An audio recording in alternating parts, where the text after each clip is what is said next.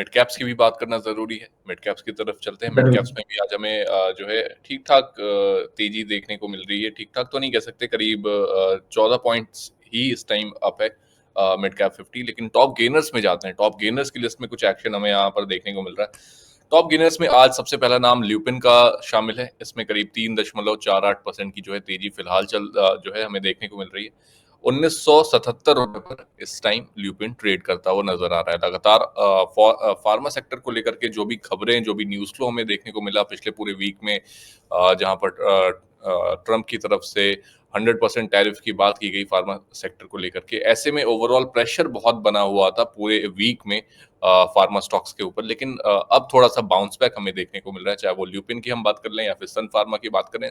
दोनों स्टॉक्स के अंदर हमें बाउंस बैक देखने को मिल रहा है और आज तो करीब 3.5-4% का। शुभम, फार्मा स्टॉक्स में आपको क्या पसंद आ रहा है और ल्यूपिन के चार्ट्स में अभी आपको क्या कुछ दिख रहा है, क्या अपसाइड दिख रही है यहाँ से? देखो, अगर आप देखोगे तो लास्ट एक वीक से जो भी फार्मा कंपनीज है वहाँ पे बहुत स्ट्रॉन्ग प्रेशर है। सन फार्मा हो या लुपिन हो, या hmm, most of the pharma companies जो है, जो जेनरिक मेडिसिन नहीं बनाती, उनके अलावा सब मोस्टली फार्मा कंपनीज में बहुत स्ट्रॉन्ग सेलिंग दिख रही थी।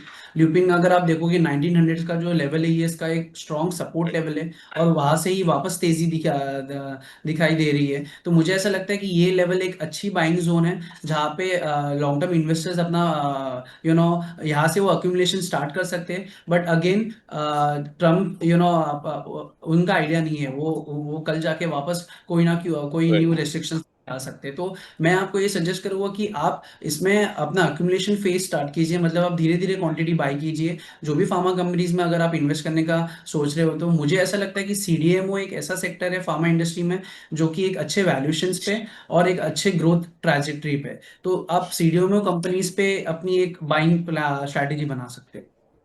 बिल्कुल। शुभम, सीडीएमओ स्पेस में ही एक प्लेयर है पिरामल फार्मा। पिरामल फार्मा में भी आज हमें करीब 2-2.5% की तेजी देखने को मिली। कल के सेशन में भी हमें 2-2.5% की तेजी देखने को मिली। लेकिन जो हम्म। ऊपर के लेवल्स हैं, जहाँ पर 2-2.5 के लेवल्स तक हमने देखा, उसको हमने पिछले पूरे साल ट्रैक किया। क्योंकि सीडीएमओ स्पेस को लेकर के लगातार पिछले साल भी खबरें चल रही थी, जैसा कि कुछ अभी हमें देखने को मिल रहा है। लगातार जो फार्मा स्टॉक्स पे जो एक्शन लिया गया, वो भी कहीं न कहीं ब्रांडेड ड्रग्स और पेटेंटेड ड्रग्स पर ही था। ऐसे में सीडीएमओ एक बहुत बड़ा स्पेस है। पिरामल फार्मा पर सबसे पहले मैं आपका व्यू समझना चाहूँगा कि टेक्निकली क्या व्यू बन रहा है आपका यहाँ से, और चार्ट्स पे कैसा कुछ दिख रहा है आपको पिरामल फार्मा में? देखिए, पिरामल फार्मा अगेन, अगर आप देखोगे most of the pharma companies अपने सपोर्ट लेवल पे है। पिरामल फार्मा भी अपने सपोर्ट लेवल पे, बट पिरामल फार्मा अगर आप देखोगे लास्ट एक साल से ही लोग 250 टू 260 के लेवल में फंसे हुए हैं। इसके पीछे ये रीजन है कि आपको ये देखना पड़ेगा कि पिरामल फार्मा का जो रेवेन्यूज है वो सीडीएमओ बिजनेस से कितना आ रहा है।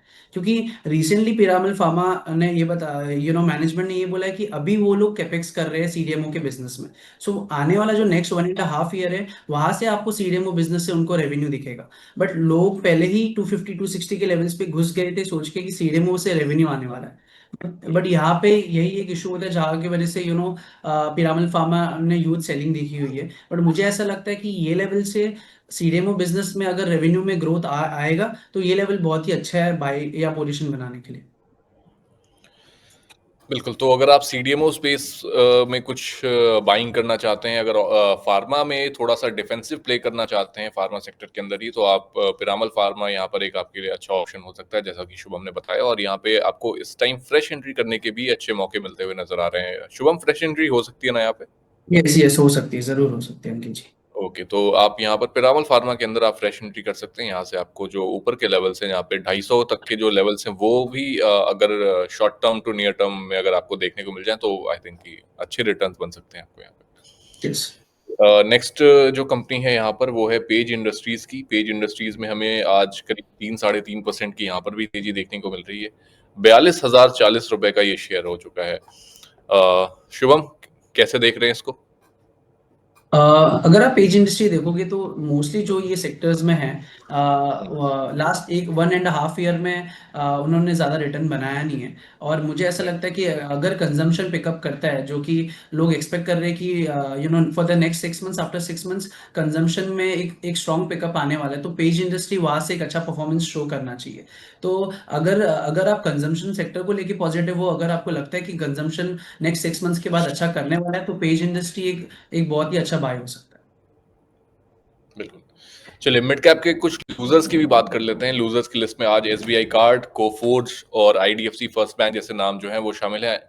एसबीआई कार्ड की बात करें तो यहाँ पर हमें करीब 2 से ढाई % की गिरावट देखने को मिल रही है। कोफोर्ज के अंदर भी करीब 1 से 1.5% की गिरावट है और आईडीएफसी फर्स्ट बैंक इसके अंदर भी हमें आज करीब 1 से 1.5% की गिरावट देखने को मिल रही है।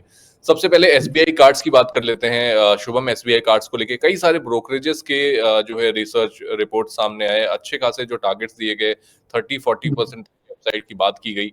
एसबीआई कार्ड्स को आप किस तरीके से देख रहे हैं इस टाइम पे, और ओवरऑल जो क्रेडिट इंडस्ट्री है उसमें एसबीआई कार्ड कैसा रोल प्ले कर रहा है और कितना बड़ा मार्केट चंक है उनके पास?